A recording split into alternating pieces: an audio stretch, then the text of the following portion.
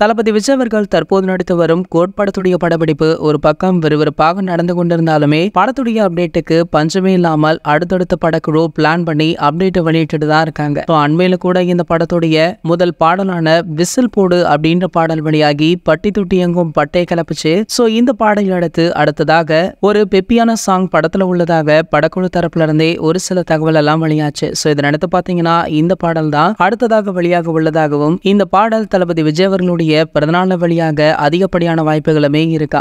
இதற்கிடையில மற்றும் ஒரு தகவல் வைரலாகிட்டு இருக்கு. அதாவது இந்த படத்துல ஒரு பாடலுக்கு ஸ்ரீலீலாவை படக்குழு அணுகியதாகவும் அதற்கு ஸ்ரீலீலா மறுப்பு தெரிவித்ததாகவும் ஒரு தகவல் சமூக வலைதளங்கள்ல வைரலா போயிட்டு இருக்கு. ஆனால் உண்மையிலேயே படக்குழு ஸ்ரீலீலாவை அணுகவில்லையாம், அது வேறொரு படத்திற்கு என்ற தகவல் தற்போது வெளியாகி இருக்கு.